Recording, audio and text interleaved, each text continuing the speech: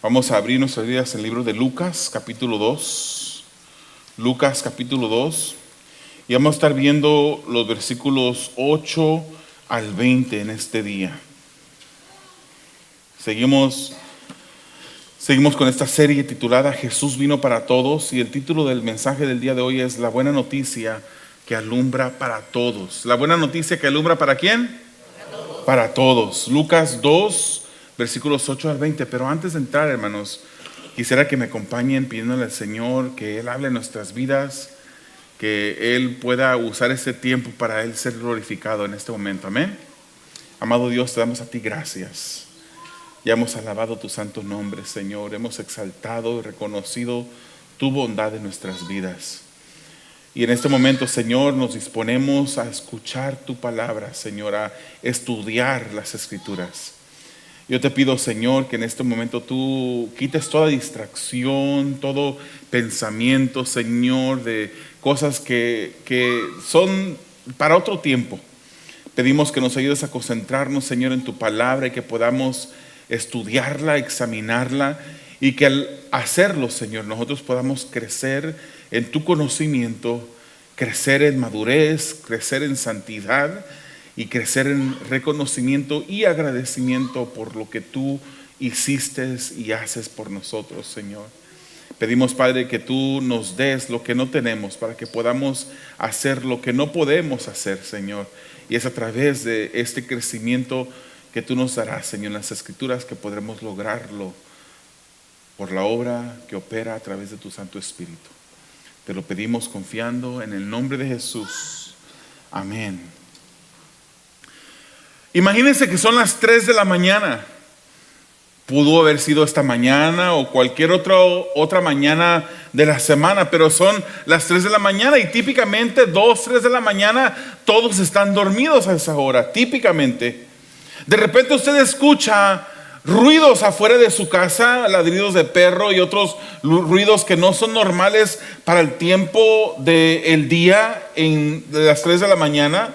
Y usted se despierta después de estos ruidos. A pesar de su cansancio, su curiosidad le hace que se levante y usted asoma su vista por la ventana y nota que la casa del vecino está ardiendo en llamas, aún apenas comienza a arder. Una esquina de la casa está ardiendo, no ha sido completamente envuelta en llamas, pero usted empieza a ver que comenzó a arder y hay peligro para sus vecinos. Usted voltea para todas partes y mira y se asoma por otras ventanas a ver si alguien ha notado que está incendiada la casa. Pero al parecer el vecino que vive en esa casa, la familia que vive en esa casa y el resto del vecindario, todos aún duermen, siguen dormidos, están ignorando que la casa está en llamas. ¿Qué haría usted en ese momento? ¿Qué haría usted? Son las 3 de la mañana, posiblemente tuvo un día muy difícil y muy cansado anteriormente y está cansado, agotado su cuerpo. ¿Qué haría usted? ¿Volver a acostarse por el cansancio?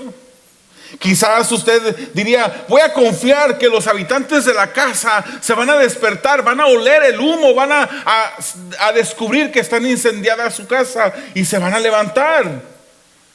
O se acomoda su bata usted, se pone sus zapatos y corre al vecino a decirle, tocar puertas, golpearlas, romper ventanas, lo que tenga que hacer para despertar a esa familia, para que puedan salir de esa casa que está ardiendo en llamas. ¿Qué haría usted? Si de repente el cansancio lo venció y usted se vuelve a acostar, especialmente en estas mañanas que han sido frías, y usted dice, ay, tan rica que estaba mi cama, y usted se vuelve a acostar, se vuelve a cubrir con las sábanas y con la cobija calentita. San Marcos. Pero en la mañana se levanta usted y mira que la casa se incendió completamente y está en ruinas y solamente humea. Y le dan la noticia que las personas que estaban ahí no sobrevivieron, sino que todas murieron en el incendio. ¿Cómo se sentiría usted después de haberse acostado y no haberle dado el aviso? ¿qué pensaría? ¿Qué sentiría usted? Hoy estaremos viendo un mensaje que se entregó hace 2000 años. Y vamos a ver la reacción después de haber recibido ese mensaje. Y es una reacción, hermanos, que nosotros debemos de imitar en nuestras vidas. Vayamos a este mensaje titulado, en esta serie que se titula Jesús vino para todos, y este mensaje titulado La buena noticia que alumbra para todos. Vayamos a Lucas 2, versículos 8 al 14. Leamos con el primer punto, la gloria de la buena noticia. Dice así el pasaje. En esa misma región había unos pastores que pasaban la noche en el campo, turnándose para cuidar su rebaño. Sucedió que un ángel del Señor se les apareció. La gloria del Señor los envolvió en su luz y se llenaron ¿de qué? De temor.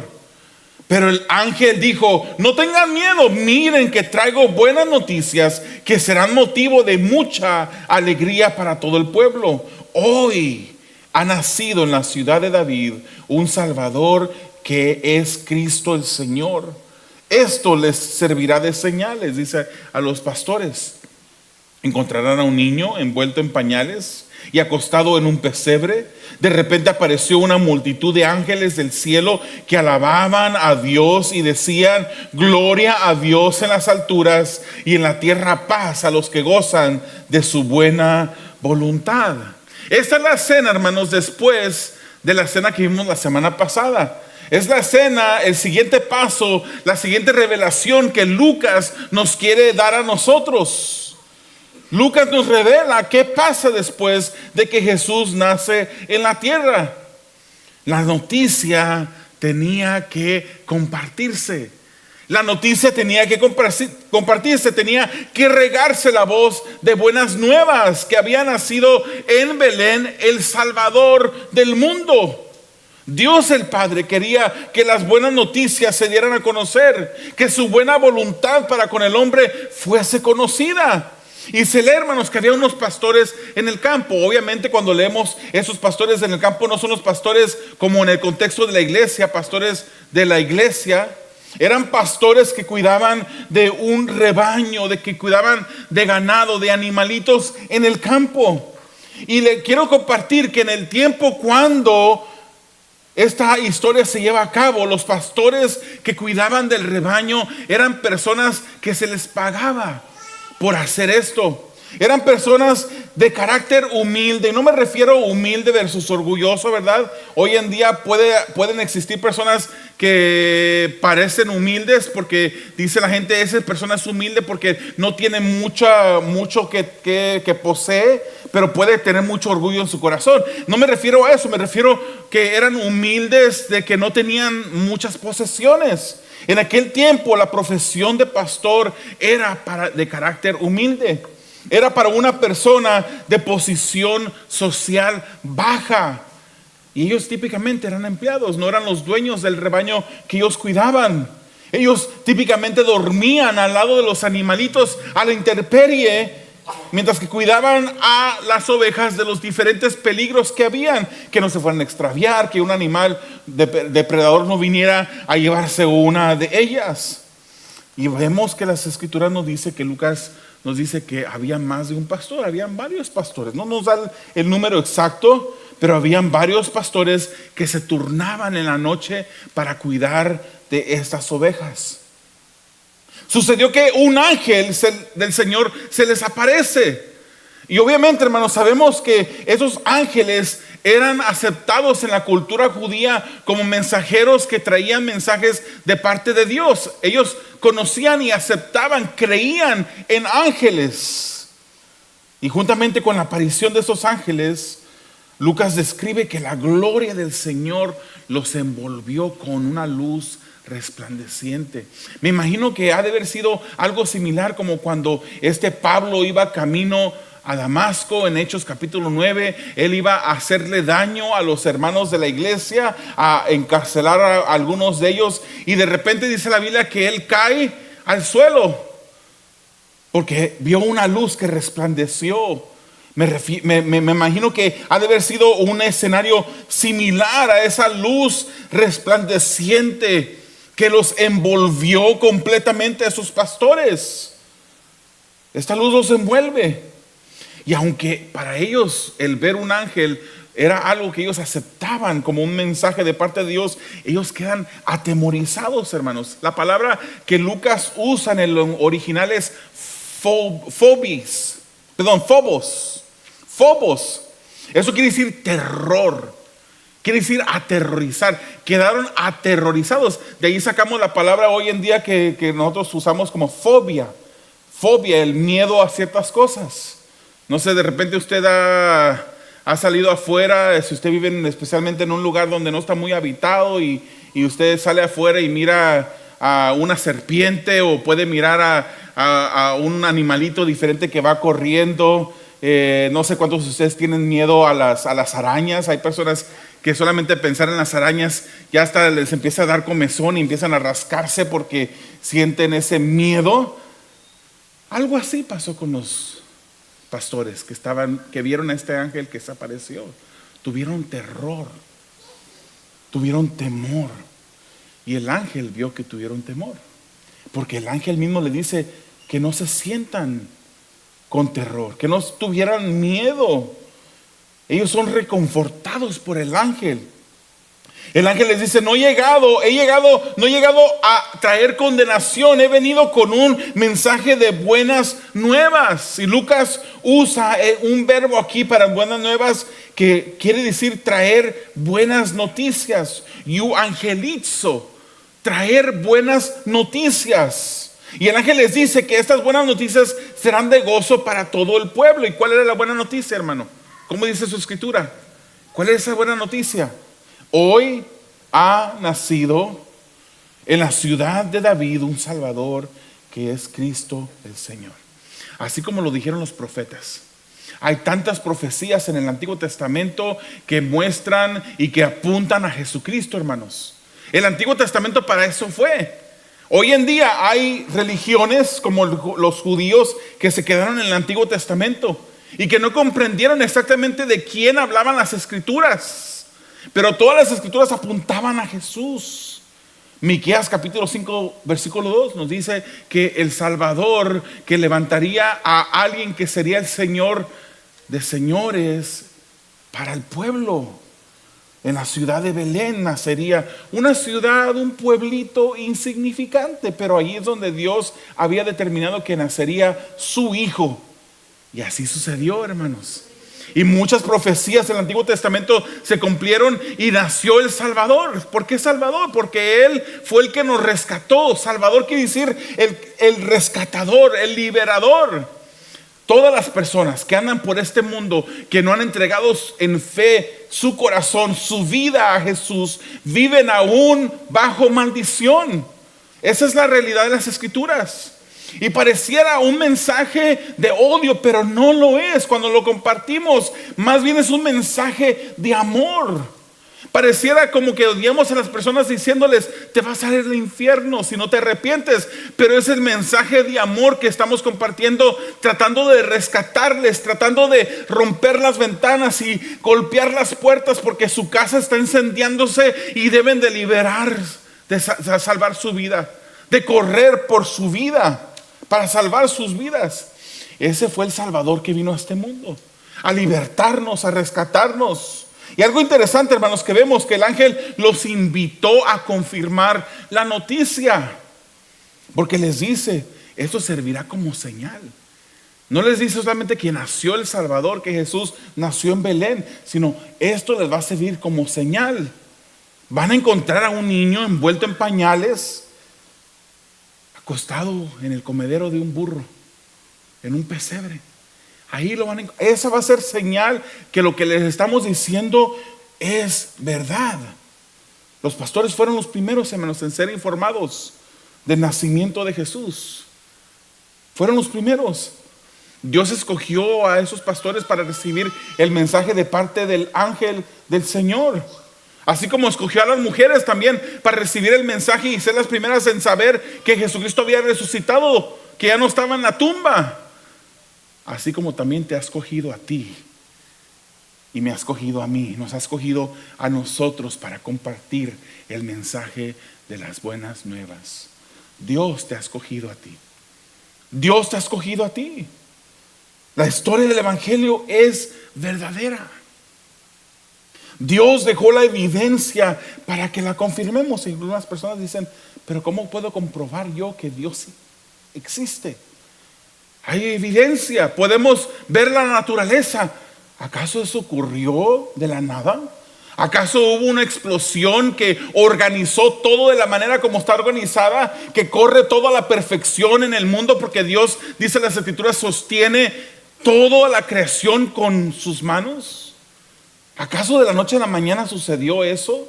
Se requeriría de más fe, es decir, explotó y simplemente pues se fueron creadas las diferentes galaxias y el universo todo se formó y la Tierra está en un axis exacto para que haya vida y tenga temporadas del año y pueda crecer plantas y pueda haber esto y lo otro. Es imposible que esto surgiera simplemente porque sí. Romanos capítulo 1 nos dice que Dios se ha revelado de una manera general a toda la gente. Cuando la gente que rechaza a Jesucristo y rechaza el Evangelio esté delante del trono de Dios, no va a tener excusa, porque Dios se reveló a ellos por medio de la creación. Aparte, Dios ha puesto su conciencia en cada ser humano. Algunas personas que no son cristianas saben hacer el bien, conocen el bien y el mal. Hay personas que ya se han ido más profundo en el pecado y como dice las Escrituras, llegará un día cuando a lo bueno le llamarán malo y a lo malo le llamarán bueno. Y ha llegado por haberse aumentado la maldad, el amor de muchos se enfriará. Están pasando situaciones difíciles, pero Dios se ha revelado. Dios ha enviado el mensaje.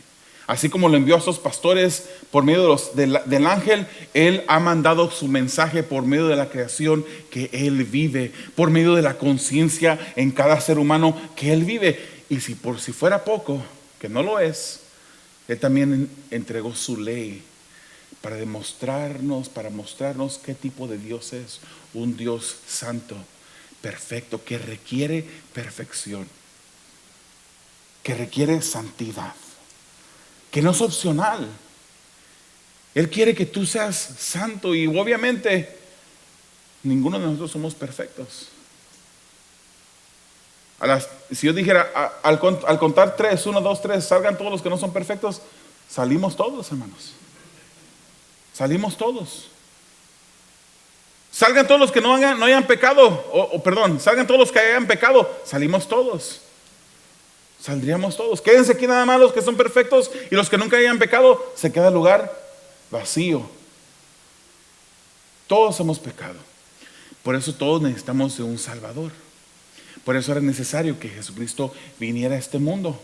Por eso el Señor te ha llamado a ti y me ha llamado a mí para compartir las buenas nuevas. Así como los ángeles llegaron y dieron el mensaje a los pastores, así debió de haber sucedido para que la gente supiera, para que los pastores supieran, para que los pastores hicieran lo que van a hacer a continuación, compartir que Jesús había nacido, que el ángel les había hablado, que las buenas noticias habían llegado a esta tierra. Jesús es central para el Evangelio, hermanos. No podemos predicar el Evangelio sin Jesús. Por ahí hay una persona, no sé si usted ha escuchado alguna vez, que ha dicho, algunas personas dicen, predica el Evangelio y cuando sea necesario habla. No, hermanos, no, esa es una tontería. Predica el Evangelio y cuando sea necesario habla. Entiendo por qué lo dicen, entiendo. Ellos están diciendo, tenemos que tener buen testimonio. No podemos predicar el Evangelio y vivir como unos diablos. Tenemos que tratar de imitar a Dios lo más. Somos sus hijos, tenemos que aparecernos e ir en un camino de santidad. No somos perfectos, pero tenemos que buscar honrar a Dios en nuestra manera de vivir. Entiendo eso, entiendo. Debemos de ser, no solamente decir, sino tratar de imitar a Jesús. Pablo lo dijo, sean imitadores de mí como yo soy de Jesucristo. Pero tu testimonio no va a salvar a nadie. Tu testimonio no lo va a salvar. Puede ser usado como un puente, pero ese puente siempre tiene que aterrizar en el evangelio. Puede que tú digas, si tú supieras la clase de vida que yo vivía antes, si tú supieras la persona que yo era antes, pero el Señor me ha transformado porque Él vino a este mundo y murió en una cruz del Calvario por mí, porque yo era pecador y estaba sentenciado a una muerte eterna en el infierno, pero por Jesucristo, porque Él murió y pagó el precio por mí, yo puedo ser salvo. En esa semana compartí el evangelio con unas personas y esta pareja, José y Mayra, parecían como sorprendidos que yo les dijera, sí, yo tengo la seguridad, yo voy a ir al cielo. Yo les aclaraba, no crean que voy a ir al cielo porque soy buena, porque soy perfecto, porque lo merezco. No, no lo merezco, no lo merezco. Y les compartí el evangelio y el Señor hizo una obra maravillosa allí, trajo convicción a sus corazones. Mi hermano Andrés estuvo ahí conmigo y él es testigo como el Señor ministró en ese momento a este matrimonio. Pero es el mensaje del evangelio. Yo no le pude decir, ay, ¿sabes qué? Pues yo era un borracho, yo era un drogadicto y el Señor me salvó. He crecido en la iglesia. Perfecto no lo he sido. Pregúntenle a esta mujer que está sentada aquí. Ni lo sigo siendo. Perfecto no soy. Me esfuerzo por honrar a Dios. Pero yo no puedo compartirles un testimonio que yo hacía esto, que yo era un ladrón, que yo tenía mujeres en todos los puertos. Era mujeriego. No, yo no puedo decir eso. Pero el Señor me ha salvado. Yo también necesitaba. Yo me considero, hermanos, y pensaba, y yo cuando escucho al apóstol Pablo hablar, yo me identifico con él. Yo era el más vil de los pecadores, pero Jesucristo me salvó. Porque es Romanos capítulo 1 versículo 16 que dice que es el evangelio el que tiene el poder para salvación. Es el evangelio. Usa tu testimonio, está bien. Si tienes un testimonio así, úsalo, está bien. Pero aterriza en el evangelio siempre, porque es el evangelio que tiene el poder para salvación. Vayamos al versículo 15 y 16. La confirmación de la buena noticia. Cuando los ángeles se fueron al cielo, los pastores se dijeron unos a otros, vamos a Belén a ver esto que ha pasado y que el Señor nos ha dado a conocer. Así que fueron deprisa y encontraron a María, a José y al niño que estaba acostado en el pesebre. Así como habían aparecido los ángeles desaparecieron. Aparecieron y desaparecieron. ¿Y ahora qué debían de hacer esos pastores? Que de repente habían estado aterrados, pero el ángel les dijo, cálmense, no tengan temor. He venido a compartirles buenas nuevas, no malas noticias, sino buenas nuevas. Se pusieron de acuerdo en ir a confirmar la señal que el ángel les dio a conocer. Y encontraron así como se les había dicho. ¿Sería que los pastores no tuvieron fe? ¿Sería que ellos no confiaron que el ángel estaba? Hermanos, si un ángel se me aparece a mí de esa manera y una gloria del Señor me envuelve, eso es suficiente para mí para yo creer lo que el ángel me está diciendo. ¿Será que los ángeles no tuvieron fe? El Señor, hermano, nos invita a confirmar. Hay algunas personas que acusan a los creyentes, a los cristianos, de que cada vez que van a la iglesia, en la entrada hay una especie de canastita donde se quitan el cerebro los cristianos y la avientan en la canastita y luego entran y alaban al Señor y estudian la palabra. Porque nada más estudian puras fábulas. Eso es lo que piensa la gente. Pero nosotros creemos en un evangelio, hermanos. Nosotros tenemos fe de que lo que está escrito aquí es veraz. Y el Señor no nos pide que tengamos fe ciega, hermanos. Él nos ha dado las evidencias. No nos pide que confiemos en Él cuando Él ya nos dice, mira la creación, mira el diseño. Detrás de ese diseño hay un diseñador. Detrás de esa creación hay un creador.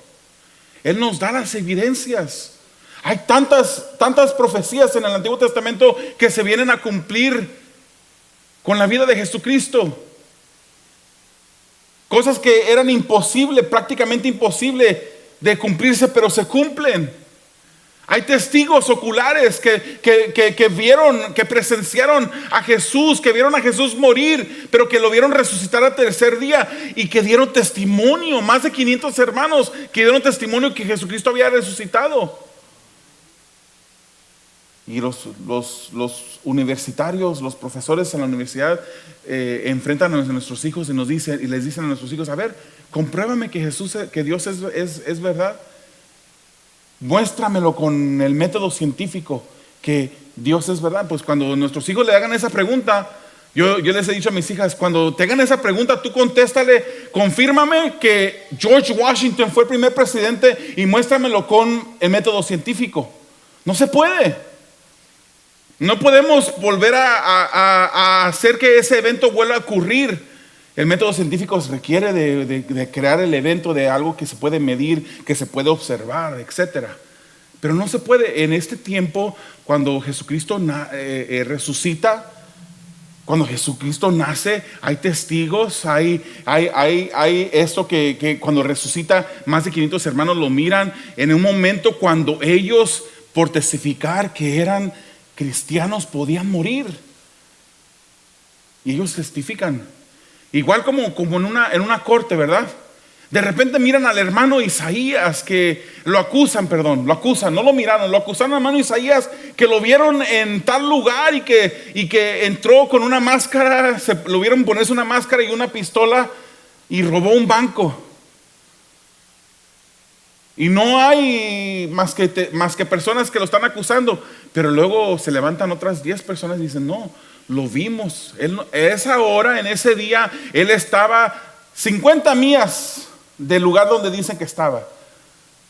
Y van a la corte y defienden a Isaías y dicen: no, él no. De esa misma manera es la manera como las escrituras confirman muchas cosas que el Señor ha cumplido en la profecía.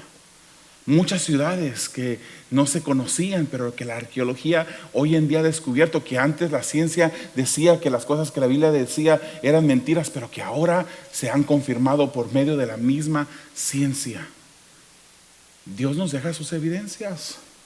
Él no espera que nosotros creamos en una fe que es ciega, hermanos. Sabemos que la fe, la palabra esa de 2 letras, fe, F-E, se puede usar en diferentes maneras. Hay diferentes contextos, ¿verdad? Sabemos que la fe puede definir diferentes cosas. Puede ser el medio por el cual somos salvos. ¿Qué dice Efesios capítulo 2, versículos 8 y 9? Somos salvos por gracia mediante ¿la qué? La fe, amén. Entonces puede ser el medio por el cual tenemos salvación. Cuando decimos fe, somos salvos por gracia mediante la fe.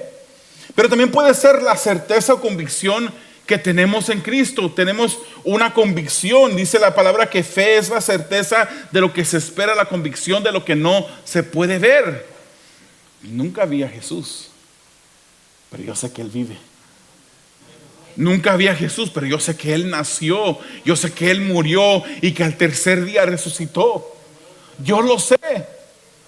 Yo tengo fe, tengo una certeza que esto ocurrió.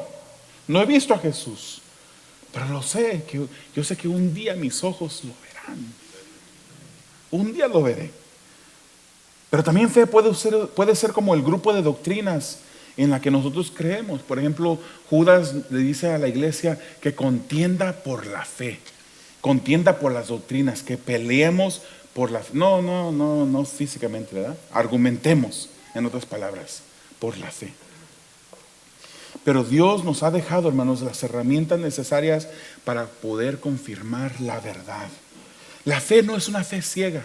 Los cristianos no se quitan el cerebro en la entrada de las iglesias y la echan en un canastito para luego recogerlo después. No, nosotros sabemos en quién hemos creído.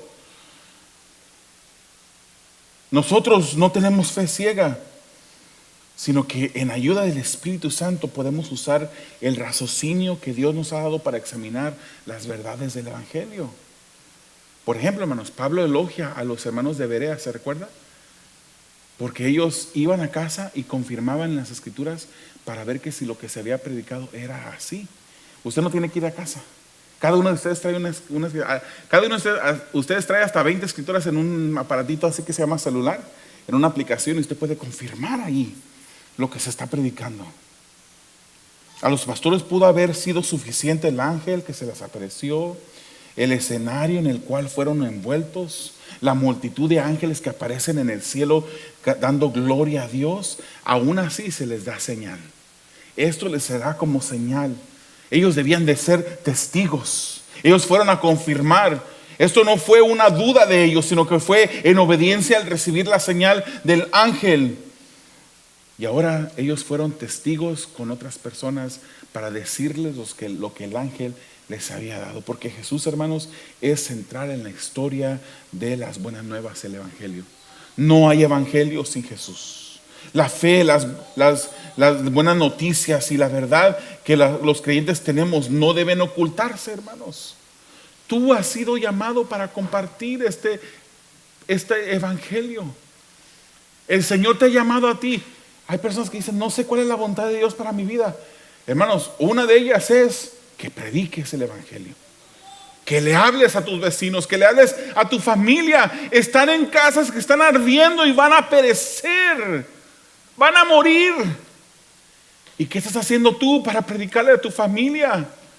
¿Qué estás haciendo tú para predicar a los vecinos, a los compañeros de trabajo, que hay un Jesucristo que vino a este mundo a morir en el lugar de ellos para salvarles? ¿Qué estás haciendo para hacer eso? Dios te ha llamado a ti. Dios te ha escogido para que tú seas ese evangelista que vaya y lleve las buenas nuevas de salvación. O le estás obedeciendo o le estás siendo desobediente. Eso solamente tú y Dios lo sabe. Para aterrizar, versículos 17 al 20, para ir terminando, la predicación de la buena noticia. Cuando vieron al niño, contaron lo que les habían dicho acerca de él. Y cuantos lo oyeron se asombraron de lo que los pastores decían. María, por su parte, guardaba todas estas cosas en su corazón y meditaba acerca de ellas. Los pastores regresaron glorificando y alabando a Dios por lo que habían visto y oído, pues todo sucedió tal como se les había dicho. Ellos fueron y confirmaron que así fue, que así era. Y los pastores comenzaron a evangelizar. Los pastores que cuidaban ganado en ese momento compartieron las buenas nuevas con las personas. Las personas estaban ahí, aparte de María y de José, que ya me ha sido recibido el mensaje de parte de ángeles.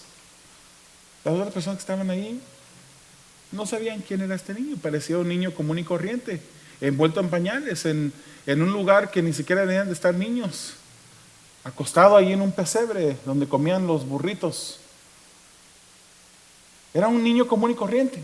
Pero ellos empezaron a platicar a las personas quién era este niño, qué es lo que se les había dicho sobre este niño, y la gente quedó maravillada. Hay personas que cuando tú les vas a llevar el evangelio van a decir, ok, ¿y qué?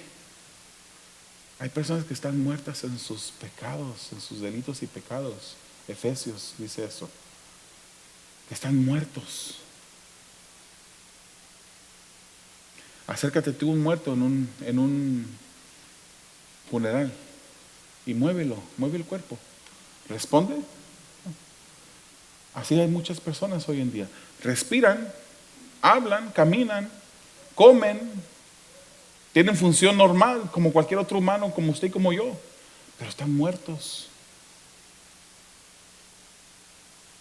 Y es el Espíritu de Dios que usa el evangelio y que te puede usar a ti para compartir el evangelio, para traer vida a las personas que están cegadas y muertas. ¿Lo estás haciendo? Qué hermoso ejemplo, hermanos, que tenemos de unos individuos que cuentan las buenas nuevas como esos pastores. Fueron los primeros evangelistas. Mientras que María dice que guardaba todo en su corazón, ella sabía qué tipo de niño, quién era el niño que ella tenía en sus brazos. Ella sabía, el ángel ya le había dicho a ella.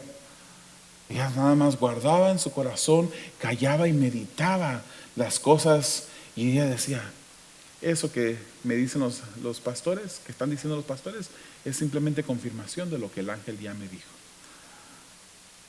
Los pastores fueron los primeros seres humanos en compartir las buenas noticias. Y al confirmar todo lo que se les había dicho, fueron glorificando y alabando a Dios, se fueron de esa manera. Y esa experiencia incluso sirvió para fortalecer la fe de ellos, hermanos. Los ángeles entregan la buena noticia, los pastores comparten esta buena noticia y de esta manera glorifican a Dios. Yo te pregunto a ti, ¿estás tú glorificando a Dios? ¿Estás tú compartiendo el mensaje del evangelio?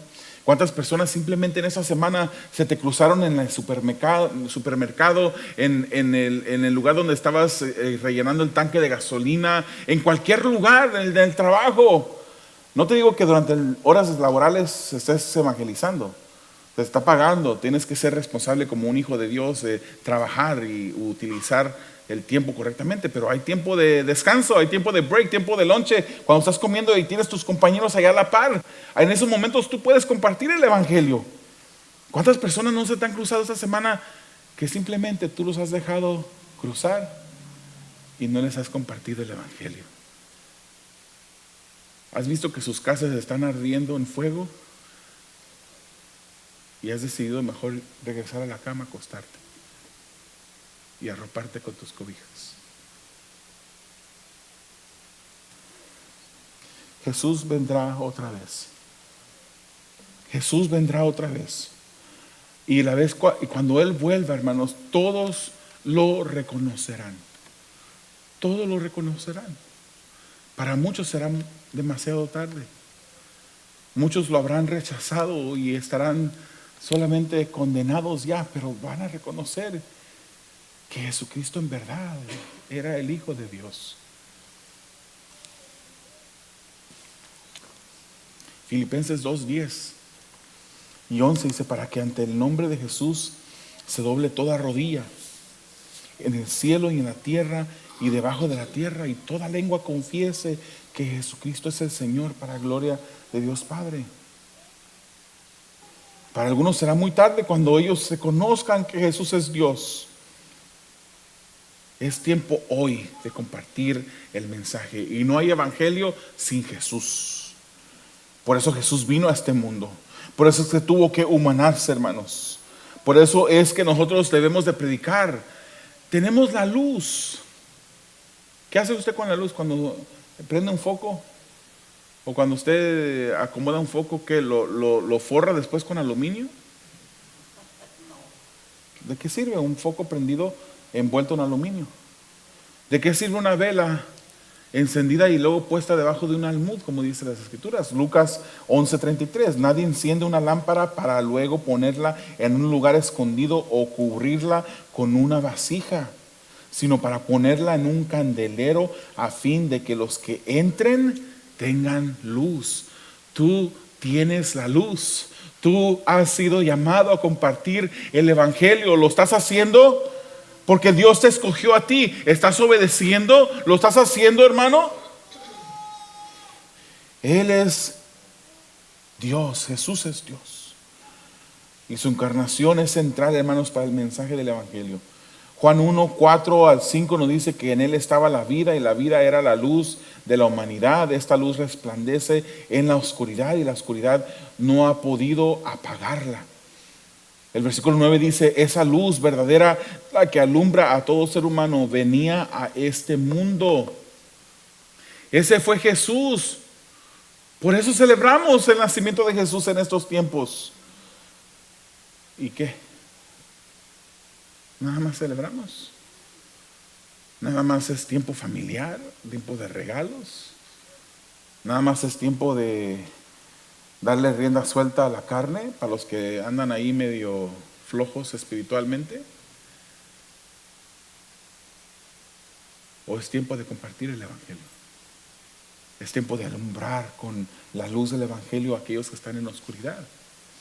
Ireneo, un padre de la iglesia, dijo: Él se hizo, hablando del Hijo, Él se hizo como nosotros para que nosotros pudiéramos ser como Él. Él se hizo hombre para que nosotros pudiéramos ser como Él. Solo como Dios, hermanos, Cristo podía tener el poder para llevar nuestros pecados y conquistarlos. Como Dios, pero solo como hombre, Él estaba calificado para hacerlo. Él tenía que venir a este mundo. Por eso celebramos el nacimiento. Jesús vino en carne. 1 de Juan 4, versículo 2 nos dice: en esto pueden discernir quién tiene el Espíritu de Dios. Todo el que confiese que Jesucristo ha venido en cuerpo humano es de Dios. Jesús tuvo que venir a este mundo a nacer. Eso es algo central de las Escrituras, hermanos. Esto no ha sido un invento de hace 2000 años cuando nació la apostolitis, en el último siglo. Ya todos son apóstoles. Hay apóstoles por donde quiera y pagas una cuota y de repente te dan te cubren la sombra de no sé quién y ya eres un apóstol, porque no es suficiente ser un siervo de Dios. Tienen que ser apóstoles. Eso es algo nuevo de hace unos años. Pero el que la iglesia siempre, las Escrituras lo han enseñado y la iglesia lo ha rectificado, que Jesucristo vino en carne, eso ha sido algo central del Evangelio. Fíjense lo que dice el credo de Calcedonia. Dice así: todos nosotros, de común acuerdo, enseñamos a los hombres a reconocer a un solo y mismo Hijo, nuestro Señor Jesucristo, perfecto en su divinidad y perfecto en su ¿qué? Humanidad. Verdadero Dios y verdadero hombre, sin que la distinción de naturaleza se vea anulada por la unión, sino que por el contrario se conserve la propiedad característica de cada naturaleza, uniéndose para formar una sola persona. Jesucristo vino a este mundo y vino porque quería salvarte y vino para salvarte. ¿Puedes cerrar tus ojos e inclinar tu rostro?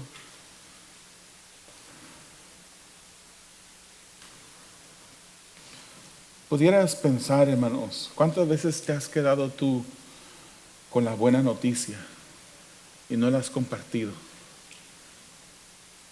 ¿Cuántas veces has visto que hay casas que se están ardiendo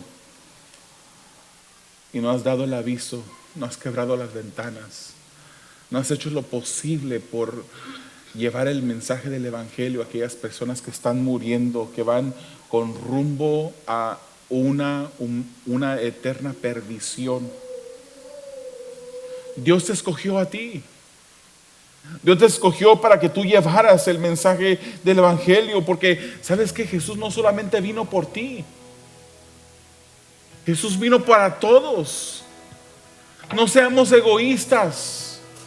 No digamos, ya me salvó a mí, ya con eso es suficiente. No, compartamos el Evangelio. Encendamos la luz de Cristo en nuestra familia, en nuestra vecindad. Hay muchos hogares a nuestro alrededor que hoy en día están encendidos, condenados a morir. Comparte las buenas nuevas, porque Dios te ha escogido a ti para hacerlo. Hazlo antes que sea demasiado tarde. Hazlo antes de que ese familiar que no tiene la vida comprada fallezca y tú encuentres arrepentimiento y remordimiento en tu corazón porque tú pudiste darle la llamada de atención por medio del Evangelio y no lo hiciste. ¿Por qué no en este momento, ahí donde estás, hermano, que eres cristiano, hijo de Dios? ¿Por qué no, si hemos de ser honestos, por qué no le pedimos perdón a Dios por todas esas veces que no hemos compartido las buenas nuevas? Pero pidámosle perdón y pidámosle también su ayuda para que Él nos dé convicción, fortaleza, las palabras para compartir el Evangelio a todas aquellas personas que perecen. Para ti, amigo, que estás escuchando, que no eres un cristiano, el día de hoy has escuchado la buena noticia. Y si no ha sido claro, te la quiero aclarar. La palabra del Señor claramente nos dice que somos pecadores, todos nosotros. Y la palabra claramente nos dice que la paga del pecado es muerte. Tú mereces morir. Tú mereces el infierno. Dirás, pero no soy tan mala persona. Yo soy responsable, soy fiel. Soy mejor que la otra persona que vi ayer. Ese es el problema, que nos comparamos a otras personas. Pero si te comparas con Dios, que es santo, te darás cuenta de tu gran imperfección. Y la palabra del Señor, como te dije, la paga del pecado, dice la Biblia, es muerte. Esa es la mala noticia, pero la buena noticia es que la dádiva, el regalo de Dios es vida eterna en Cristo Jesús. Si tú pones tu fe en Jesús, el sacrificio que Jesús pagó en la cruz del Calvario será anotado a tu favor, a tu cuenta. Y ya no más tendrás que sufrir la preocupación de ir al infierno, sino que tendrás la garantía de un día estar en el cielo. ¿Por qué? ¿Por tus obras? No. La Biblia dice que no somos salvos por obras. Para que nadie se jacte, para que nadie ha llegado al cielo jamás y se ha levantado el cuello a decir, yo estoy aquí en el cielo porque yo merezco estar aquí. No somos salvos por obras, sino por fe, y esa fe en Jesús. Entrega tu vida el día de hoy.